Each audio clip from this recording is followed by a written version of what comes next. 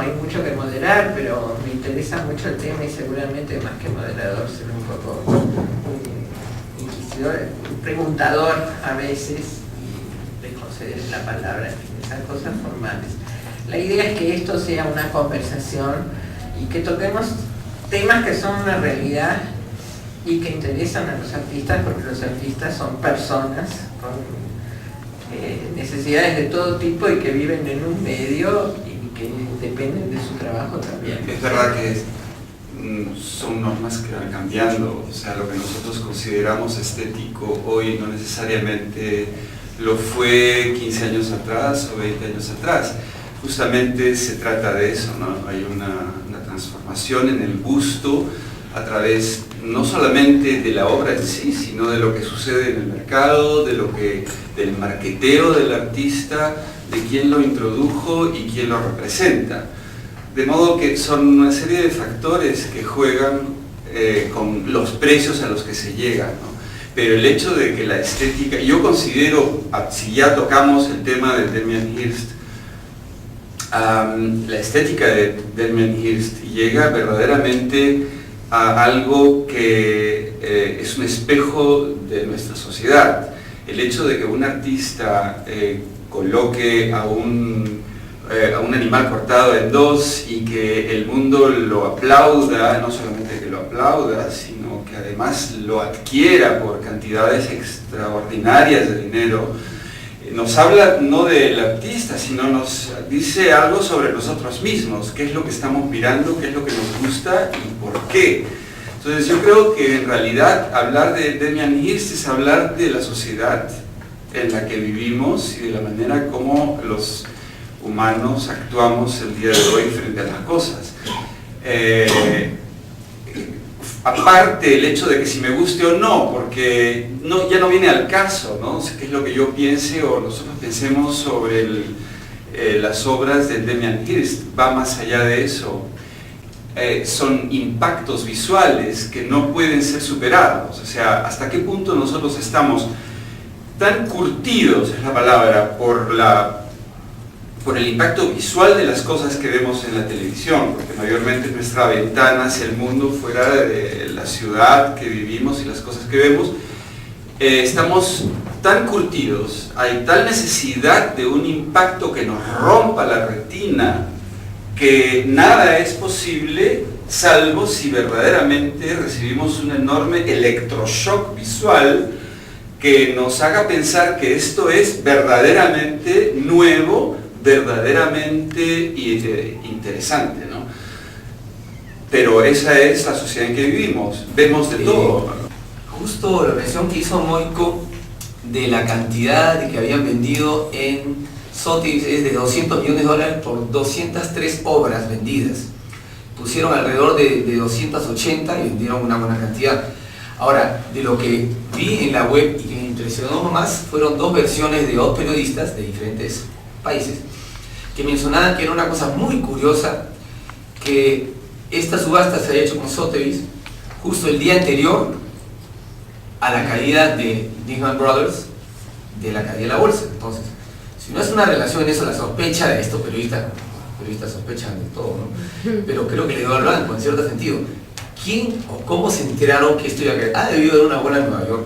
Y también los galeristas, Gagosian, como tú mencionas, y otros más, definitivamente, al nivel de dinero que están manejándose, tienen que haberse enterado de que esto podía suceder, porque ha habido sobre filtraciones, no hay nada nuevo, ¿no? Entonces han creado esta exposición con una invitación 20 días antes, que ya se veía venir algo, y justo por una coincidencia, o no por coincidencia, el día mismo de la subasta comenzó a salir la noticia de la bancarrota de Lehman Brothers, que fue la que arrastró todo este problema. Lógicamente, la última subasta que ha habido, las expectativas eran vender alrededor de 80 millones y no vendieron ni 40. Y eso ha podido llegar antes, en muchos casos, a 200 millones. Por lo tanto, toda esta tanda de 7 años de venta en subastas que ha sido impresionante, en las cuales, como decía Elia, en las cuales todos los inversionistas llegaron a precios increíbles, con compradores japoneses, con compradores bueno, que tenían que poner dinero a un lado, entonces era más rentable en un momento poner dinero en un cuadro que el siguiente año te podía costar, como fue en el caso de un Van Gogh, que se vendió primero en 50, después se vendió en 70, en un año, entonces una rentabilidad impresionante. Eso ha tenido una marcha durante muchos años. Lo que nos lleva, pues, finalmente a no sorprendernos de que realmente estamos, no los artistas, sino estamos nosotros viendo de un palco muy lejano, que es, no tercermundista necesariamente, pero bien lejano, es el hemisferio, la periferia le llaman los artistas realmente, o los críticos de arte, la periferia del mundo. Es una obra, puede ser porque en el fondo, en el arte, como no en otras disciplinas culturales, se ve un cierto carácter casi divino de la obra, ¿no? Y esto un poco, claro, ese carácter divino lo ven unos cuantos, ¿no? Que son los millonarios que de repente pueden comprometerse a pagar, porque si yo pago algo es porque no solamente porque pienso que cuesta mucho y puede ser una buena inversión, sino porque también estoy convencido que hay algo adentro que no sé cómo explicarlo y que sí es importante, y eso es lo que digo divino entre comillas. Divino digo porque en el fondo el arte ahora es casi esa necesidad de los humanos de buscar a este Dios que para muchos se ha transformado o ya no existe, ¿no? Y en el fondo, si nos podemos a pensar que la construcción de museos de arte contemporánea han reemplazado a las catedrales. O sea, los más grandes arquitectos de la antigüedad que crearon, no sé, el Duomo de tal sitio, de tal otro, que lo crearon porque la catedral representaba ese concepto de Dios, que ahora en cambio para mí, desde mi punto de vista, me parece verlo en la creación de un museo de arte contemporáneo. O sea, un espacio para lo divino casi, ¿no? Dicho esto, en el fondo, bueno, estamos hablando de un artista que de repente no sé si todos lo conocen, ¿no? Pero yo quería hacer un poco una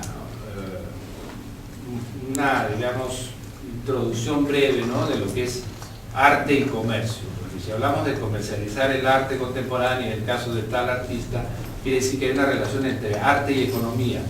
Y eso siempre ha sido así. O sea, desde que Giotto o Tiziano hicieron lo que hicieron, siempre tuvieron una relación estrecha con la economía. Y cuando hablamos de economía hablamos de dinero, hablamos de plata y hablamos de negocio. Y a la vez, otra cosa importante de esto es que los más grandes artistas siempre han existido donde la economía ha sido más fuerte, ¿no? Entonces, ¿no? O sea, bueno, claro, y ahora también Estados Unidos, Nueva York es el centro del arte, tomó el puesto a París. Entonces hay una estrecha relación que siempre ha existido, pero que por oscuros motivos hubo un periodo que se pensó que no debería ser así, y es el periodo romántico. Entonces mucha gente actualmente piensa que el arte es producido por unos lunáticos, bohemios, y ese es un concepto que ha existido, en mucha gente sigue existiendo ese paradigma de que el arte en el fondo no sirve para nada y que es hecho por gente que sí es lunática, pero que tiene una relación con la economía, ¿no? Porque para hacer arte hay que ser lunático y hay libros sobre eso, ¿no? Entonces, el arte con el comercio existe porque está dentro de un sistema. Ese sistema es el sistema del arte. O sea, el artista trabaja, el galerista es el que expone, y luego están los museos, están los críticos. Esta figura nueva del crítico es algo que ha tomado más importancia ahora. O sea, en la antigüedad también existía un sistema del arte. O sea, era un sistema seguramente más simple, pero sí había un artista, había un cliente y había un público. Ahora tenemos, como decía Javier, hablaba de Bonito Oliva, él sacó este sistema del arte, donde explica cómo funciona toda esta cosa de la economía.